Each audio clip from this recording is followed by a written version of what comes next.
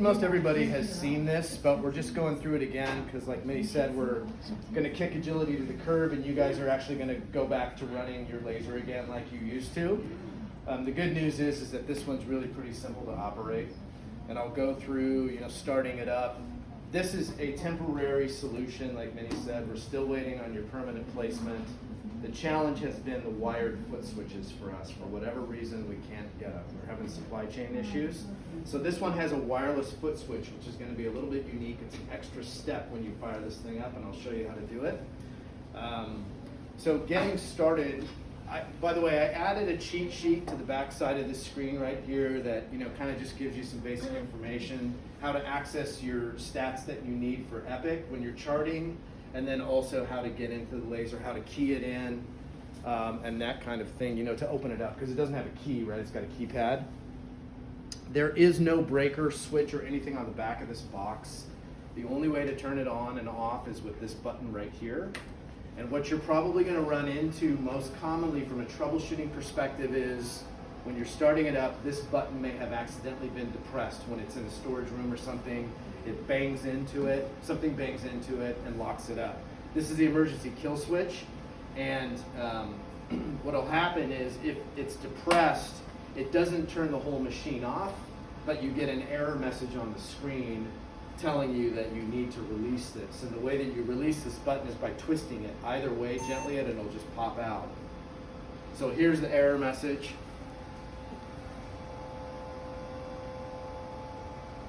And here is the solution. This emergency switch right here, if you twist it either way, it'll pop out and it'll clear the error message. So now we're at the login screen, and the passcode is super secret. It's 1234. And I've got it on the back of the screen here as well if you guys forget. So to get into it, you go 1, 2, 3, 4. And so here's this extra step for the wireless foot switch. It's going to ask you to step on the black button, which is also the standby ready button that the providers will use. Can you see it? To put the laser in ready and standby mode. So if I step on this right now, what it's going to do is just confirming that it's paired. And there you go. It clears it and it's ready to go. Now, what you may run into from a troubleshooting perspective with this is a Bluetooth wireless foot switch. It's got AA batteries in it. I'm going to put a cheap Phillips headed screwdriver in the drawer back here along with some replacement batteries, but these were just replaced. The challenge with these is that there's no indicator on the screen that, hey, the batteries are getting low. What will happen is you go to start this thing up and it'll tell you that the foot switch isn't paired, and then it'll walk you through a tutorial to get it paired again. And I won't go through it right now, but you got to flip it upside down. There's a button on the back of it that you got to hold, but it'll walk you through it on the screen so that you can do it on your own. But if that happens, it's only happened to me once so far, odds are the batteries have gone bad. And so that's why I was saying I'll put replacements in here along with a Phillips headed screwdriver. You can see the panel right there. It's really easy to access it to get to those batteries. I realize it's a pain in the neck. That's why I wanted you to have a wired foot switch, but again, we can't get them because of supply chain issues. So hopefully it won't be an issue for a while. They're supposed to last a really long time, and I just replaced them. So once you've logged into the computer, the good news about or the laser, the good news about this is that you don't have to remember any settings, energy settings, whether it be joules or hertz or what have you. You're going to be going to lithotripsy 99% of the time. And so really all you have to do is choose lithotripsy on the screen and then have a conversation with the doctor and ask them what they want to do. Whether it be a bladder stone, fragmenting, or your readable stone, dusting, or fine dusting. They're familiar with the settings in this machine, and they'll know what they do, and depending on what's going on with the patient, the stone, and what effect they're going for, they'll tell you what they want. Can you see that, Rhonda? So if I choose fine dusting as an example, it'll pre-populate the settings for you on each foot switch so that it's ready to go. Now to go back to fragmenting from there, if you want to change the settings. Yeah, great question. You can either go back or go home. Oh. Right here. So if I go back, it'll take me back to that. Oh, okay. screen, or you can go to the home screen, which will take you all the way back to lithotripsy. Okay? So, and since we're playing around with this and we're going through this, in order to get the stats that you need, the case stats, you know, the total time, the total joules, the pulses, everything else, you have to navigate back to this home screen and then go to the settings button, and then you'll see treatment logs, and that's where it keeps a historical log of what happened, and it's time and date stamped. And I put that on the cheat sheet back here to show you exactly how to get there to get your stats. But if I go into treatment logs, you'll see there's a record, and it keeps a record of like the last 20 cases. So the good news about that is if you accidentally shut it off or you take the fiber out before you've done your charting, it's all saved right there. Does it only keep the last 20, or do you delete when you're done? Oh no, or? actually I take that back. Look, this one saved 72 cases. I don't know what the total count is, but what it'll do is take the oldest ones off Okay. as it adds new ones. Okay. But I don't know what the total count is, and right now it's up to 72. Okay. Yeah. But it's all time and date stamped, so you want the one at the top for your most recent case. So hooking up a fiber, by now most of you have seen the fibers. They're very similar to Holmium fibers, the same simple silicon fibers. The difference is the connector. It doesn't screw in like the older machines. It just pops in. And I'll open this up and show you so that I can show you how they can activate it too and put it in standby mode. So there's a cap on it. The cap just comes off. Cap comes off. There's the connector. You can see that it just kind of has it doesn't have any threads on it or anything. It just pops in. There's an RFID chip in here, and what that does is automatically opens this door, so it's one-handed operation. Pop it in, and you're set. Now, it's going to walk you through, you know, there's going to be some screens and some prompts that you have to clear, like, you know, it's just telling you that it's verifying the fiber and what have you. I go to lithotripsy, I go to find dusting. You'll notice that now there's a ready button there, but you don't have to do it on the screen. The physicians can do it right here on the pedal. So when they're ready, they just step on that button and it's ready to fire. And the good news for you guys is because it's dual foot switch and you've got two different settings on each pedal, you're not going to have to be jumping up and adjusting the settings all the time because they can toggle back and forth between the two settings. You know, unless they want to change, like you said, from dusting to fragmenting for some reason or what have you. They've got two options with the two pedals. Any questions so far? So to put it back in standby mode, again, they can do it on their own just by stepping on that button, and it's in standby. To turn the machine off, you don't have to go do anything special. You just push the button and it'll go through a shutdown sequence on its own.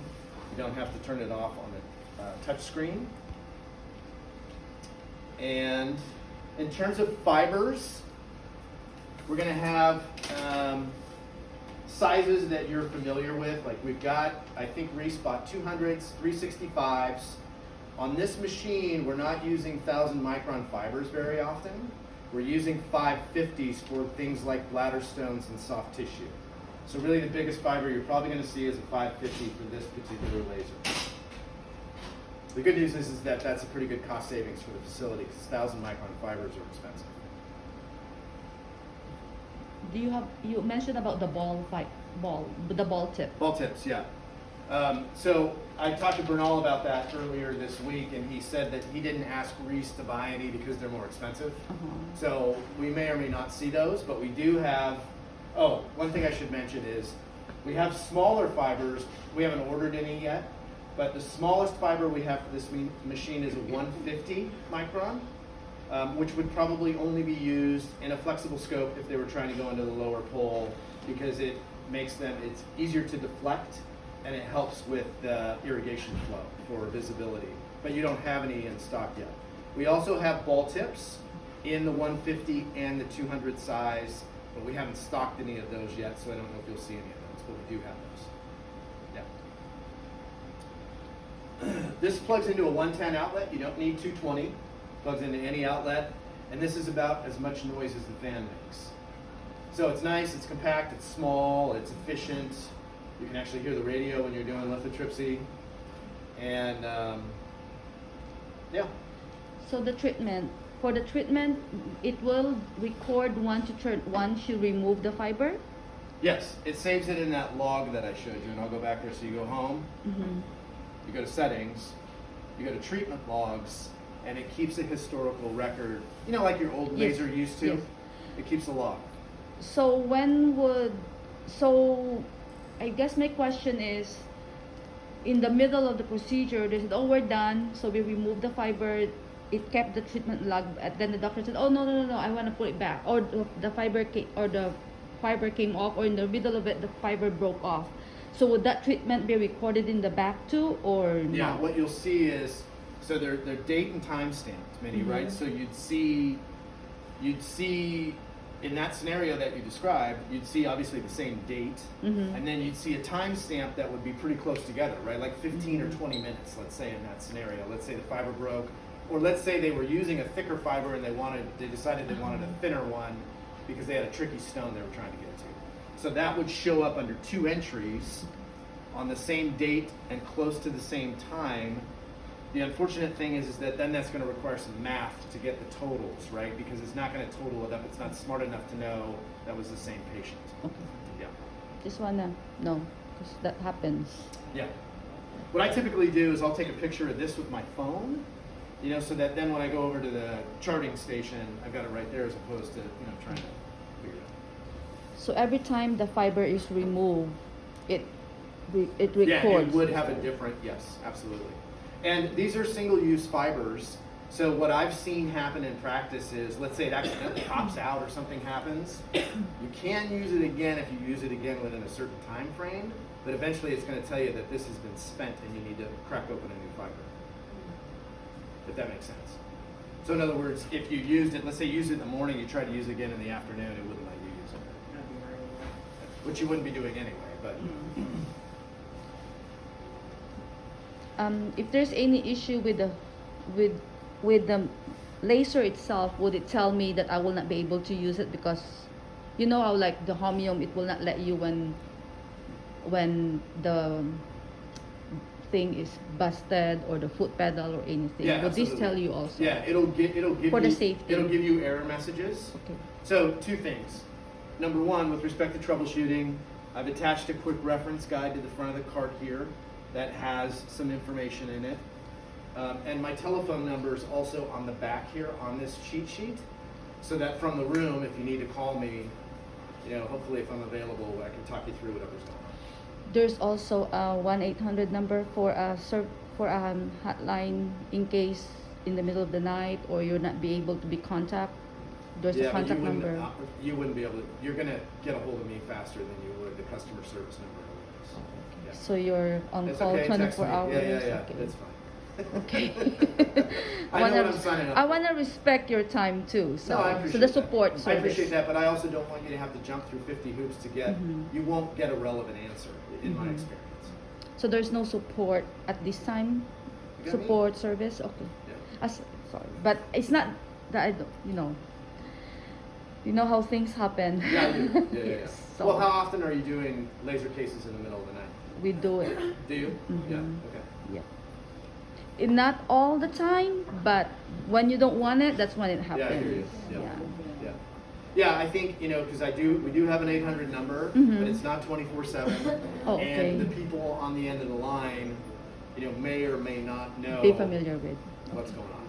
Thank you. Yep. If something is wrong with the fiber, would it tell us something too or no? So it depends. Okay. Yes, it might detect that, there's something wrong with the fiber. Let's say you plug one in, you get an error message and it won't let you use it. Please let me know because I can replace that for you if you Okay. haven't used it and there's a problem with it. But what's most likely going to happen is, let's say this fiber gets misused or it gets kinked or what have you, and the cladding gets broken. This is why it's important to wear safety goggles.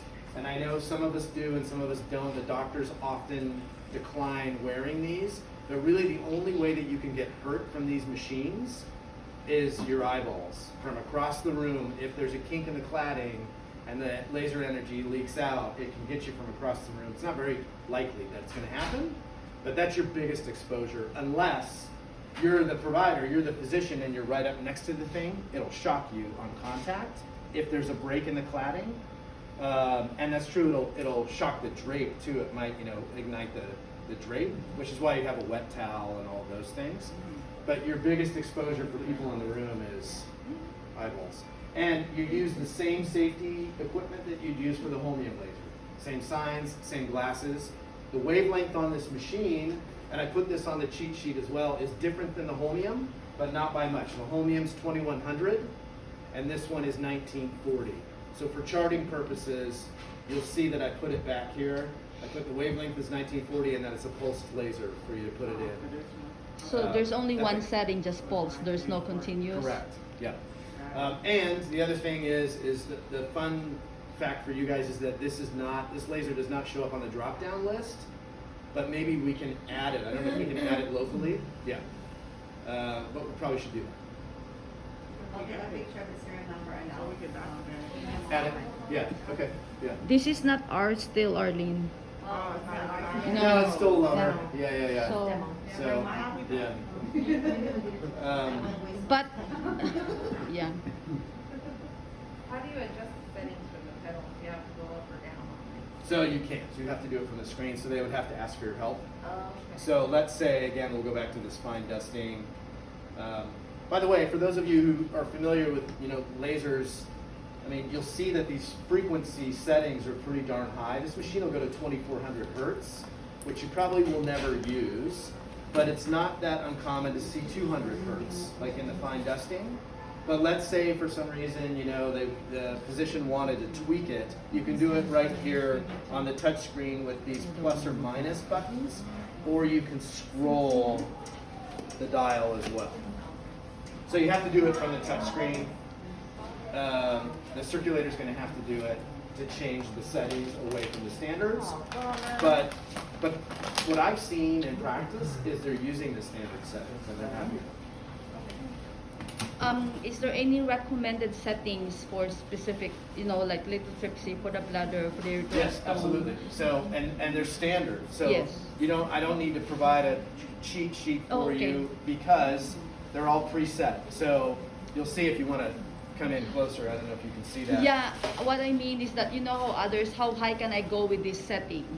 So with this one, do you do that too or not? Like when they want the dusting, so they want 5 and 20 or 0.2 or 50. Then, so this one, do we do that or do we just tell the surgeon, you get what is this in here? You get what's in.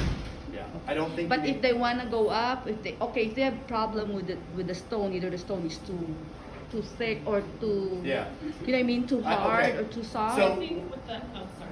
Go ahead. Go ahead. With the other one, you change the settings because when you change the settings, that's when it changes the dusting, the fragment, and the bladder and everything, right? Yeah, absolutely. So with this, you just push the button on the name, and that is the change in the Yes. settings. But to add on to that and to answer your question, what we're recommending power-wise, so total wattage, is we're targeting about 20 watts in the kidney and about 10 watts. We don't really want to go over 10 watts in the ureter, Yes, which is why we have a ureteral stone setting here.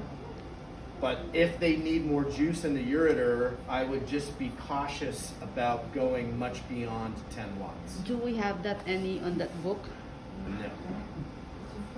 No. So depending on the provider, like today, I wouldn't go past 8 watts, if you know what I mean. If I'm working with somebody else, I might stretch it, if we need to, but you probably don't need to. I would stick with the standard settings. So the surgeons are aware that we need to stick to the standard? Yes, well, and I haven't, so I'm going to be in all their first cases. Okay. I've already done an in-service for all of them on this machine, but it was a little while ago, and I'm going to do it again. I'm going to do a presentation for all of Because them one at brother once. Lane will be like, no, I want this, or I want that. How do you want it?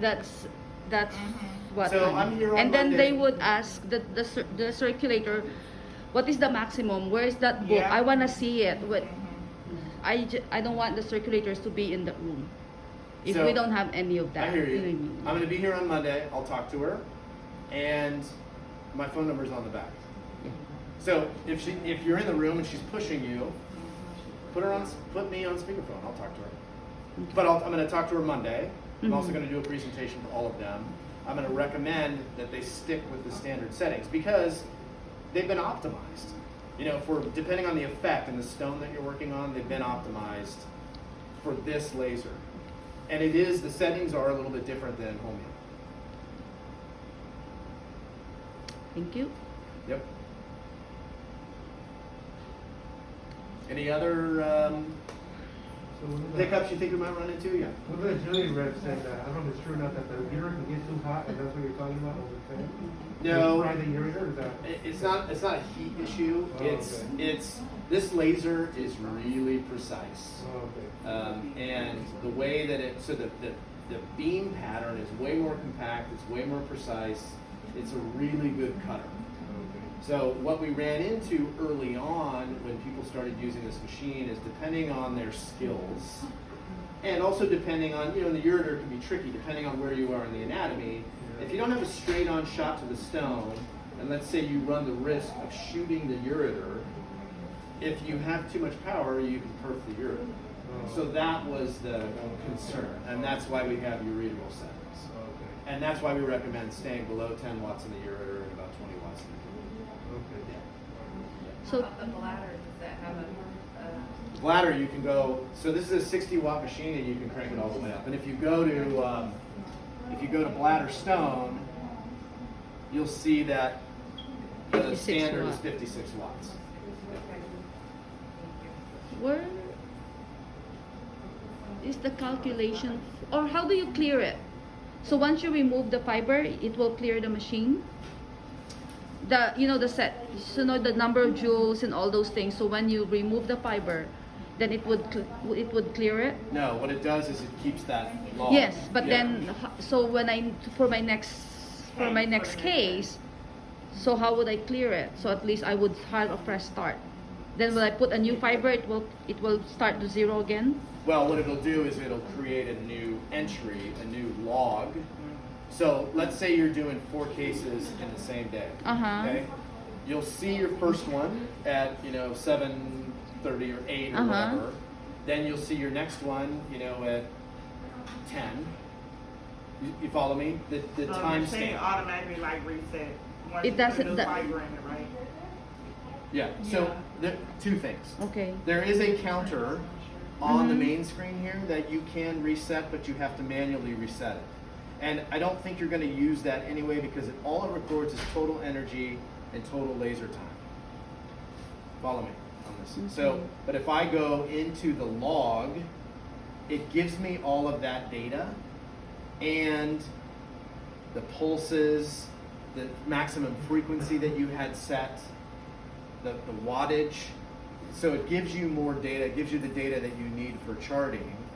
And the one at the top is always going to be the most recent. So it doesn't necessarily clear it. What it does is it creates a new entry, and the one at the top is the most recent. But the counting part of it starts over every time you put it Every in. time you put a laser in, That's the, Yes. that's the reset it, clearing it that we're resets doing. Yeah, so the If total it will pulses, reset the at total zero energy, and the every time you total put a new one time, in. that will, when you put It in a doesn't new just fiber, keep it's creating a new entry. Yeah. Yeah. So it Resets resets it. itself, yeah. Yeah. It clears it. Yeah. Thank you. Yeah.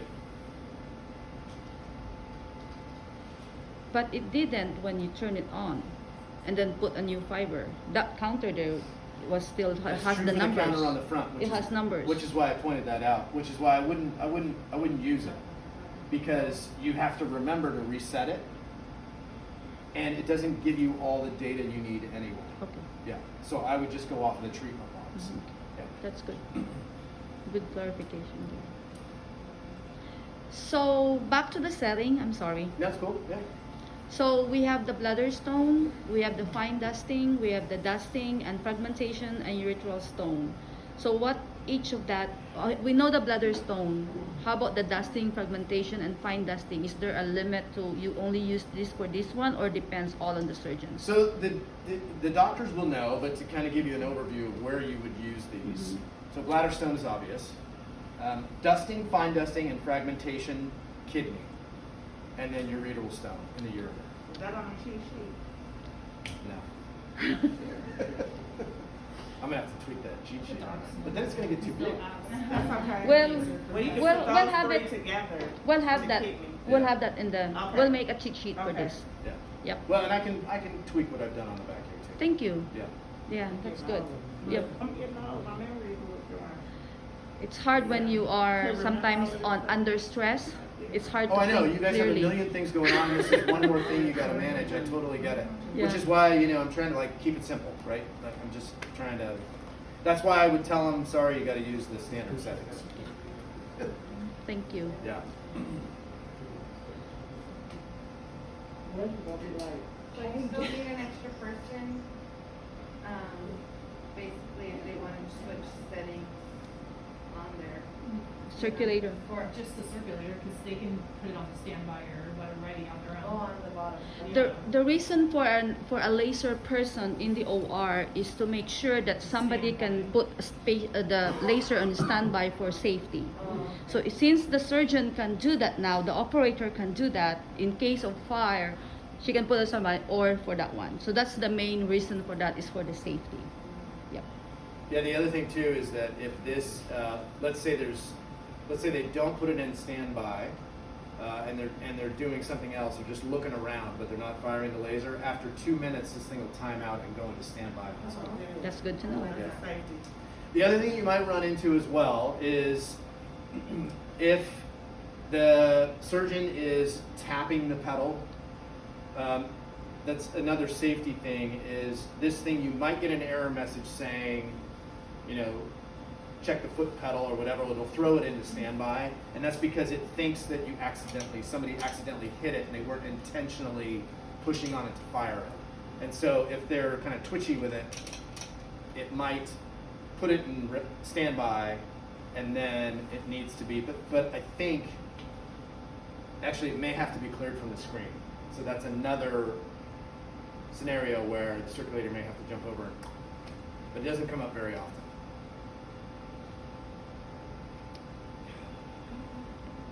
Any other questions?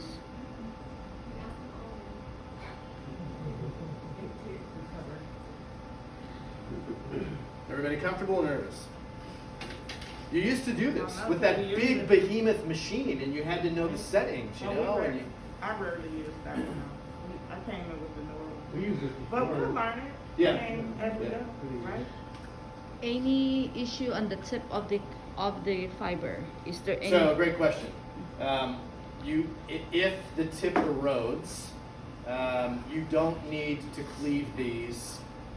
I've never, in all the time that I've been using this, I've never had to swap out a fiber, even if the tip is gone. What happens is the cladding will automatically burn back, and there is no change in performance. So I haven't seen, even if the tip is gone, I haven't seen the effect on the stone lessen, or I haven't seen the performance degrade. One rare incident, if the procedure takes very long, does this time out or something? No, I just did with Dr. Bolani in San Rafael, who's the Northern California chief of urologists. We just did a huge bladder stone, and he was stepping on this thing for 40 minutes, just firing. And so yeah, it'll just go.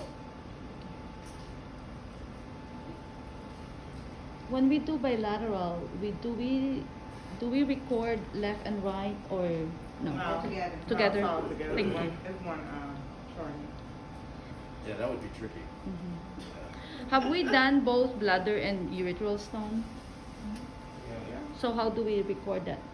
Different too? I never did it separately. I just wanted one turning. Okay. Yeah, I don't know that we've done a ton of bladder stones with this machine yet, because the one that I had in here before was the smaller one that was less powerful. But it's the same. It's the same as a holmium. The only difference for the surgeons is they're not as close to the stone with the tip of the fiber. I encourage them to kind of hover and back up a little bit because the performance is better, as opposed to burying the tip of the fiber in the stone. Sorry, back to home. You have soft tissue there too. I'm sorry? Do we use that? So this is only for Oh, stone for now? no, Or do we yeah, also use it for other stuff? You can use it for soft tissue, and actually this is a very hemostatic laser compared to holmium. It does a lot better job of stopping bleeding. And so, you know, I think you're going to see it most commonly, like let's say they get into the bladder and they need to take a biopsy and they want to stop some bleeding. You can do that with. But our surgeons are not trained for that one here. No, they are. I mean, they know how to use the lasers. You Okay. know, I mean, let's say there's a rare tumor situation or something, you know, kind of up the ureter or in the kidney. They can use this to zap that pretty quickly. And there's only 2 soft tissue settings. I would just present it to them and ask them what they want. The settings are pretty similar. And so if I go to incise as an example, there's incision and then there's a hemostasis setting. But you'll notice that the energy settings are the same. What varies is the pulse width. And I'm not going to bore you with the technology behind all of that and what that means. But it's pretty subtle.